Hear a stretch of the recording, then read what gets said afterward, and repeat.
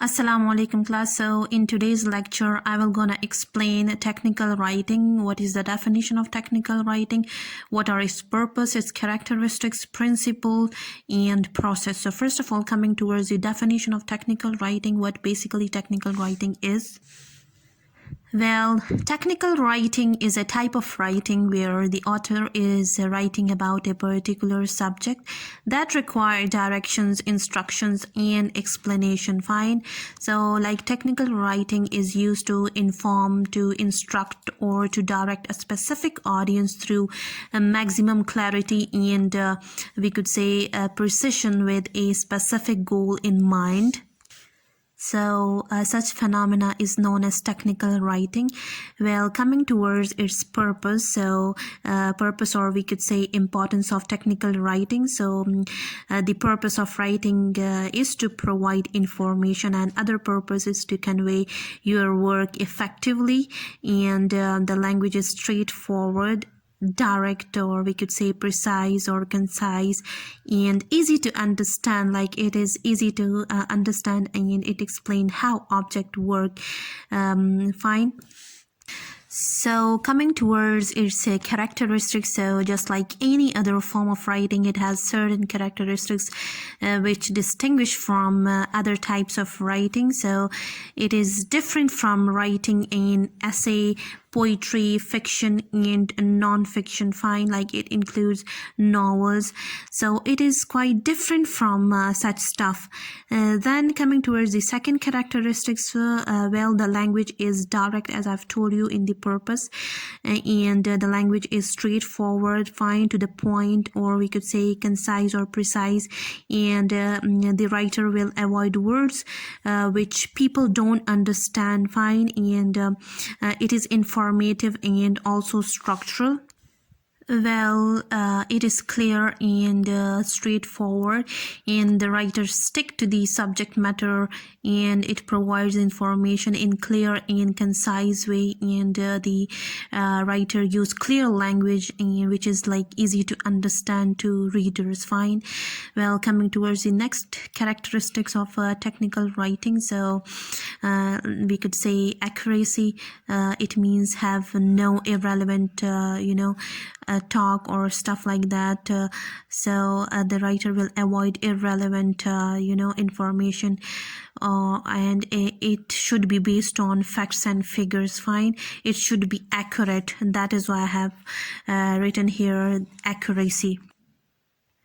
Coming towards the next characteristic of technical writing, that is comprehensiveness. Well, it contains necessary information. Fine. Coming towards the next characteristic, that is accessibility. Accessibility means heading or table of contents should be mentioned. Fine. Then after that, conciseness. Well, conciseness means preciseness or to the point or clear words. Fine. The next is correctness, means have no grammatical mistakes. Fine. Like it should be grammatically correct. Fine. Okay, coming towards the principle of technical writing. So the first principle involves remember your purpose, means to inform or to persuade. Fine. This is basically your purpose, that you will have to inform or persuade the readers, the audience. Well, the next principle of technical writing is remember your audience. Fine. Like we could say their concern, like we could say background, their attitude towards your purpose. So you will have to remember your audience after purpose. The next principle is make your content specific to its purpose and audience, and write clear and precise language which is like easily to understand. Fine. You will have to use active voice, and you will have to use appropriate language.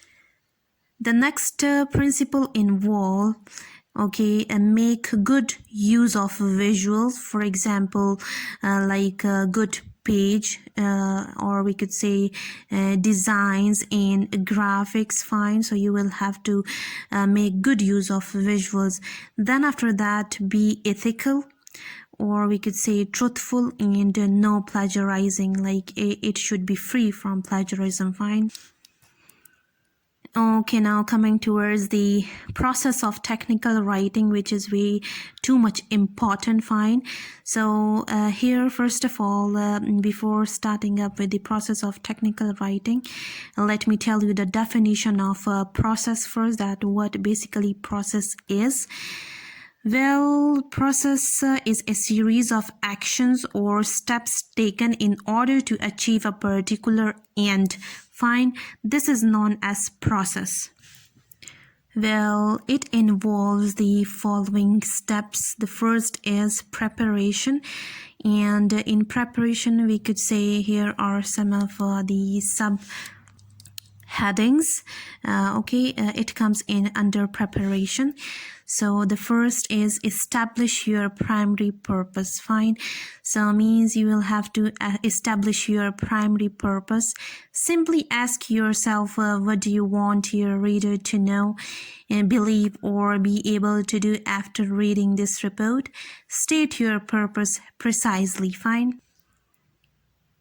Well, the next is assessing your audience and context. So we could say the next task is to assess your audience. Again, be precise and ask yourself the following question, like who is your reader? Do you have multiple readers? Or we could say, what are your readers' concern? Fine, like in relation to your subject, and what are their attitude about the subject. So you will have to remember these questions. Then after that, determine the effect of context, means to figure out the effect of context, like have they already seen other report on the subject or not? So you will have to remember this question. The next is determine the purpose, like to figure out the purpose, means determining your purpose and assessing your readers in context. It will help you to decide what to include and what not to include in your writing. Fine. Then next is selecting the medium, like you will have to select appropriate medium for communicating your message to audience, such as we could say email, fax, or we could say voicemail, or we could say video conferencing, or telephone calls, or face-to-face meeting. Fine. So it involves such stuff. The next step is research. Well, research is, like we could say, careful study that is done to find and report new knowledge about something. So this is basically known as research. Fine. Okay, here we go. Methods of research. So conduct adequate research by using different tools of research, such as we could say interviewing, library, internet research. So such type of methods are involved in research, so you will have to use such type of methods. Fine.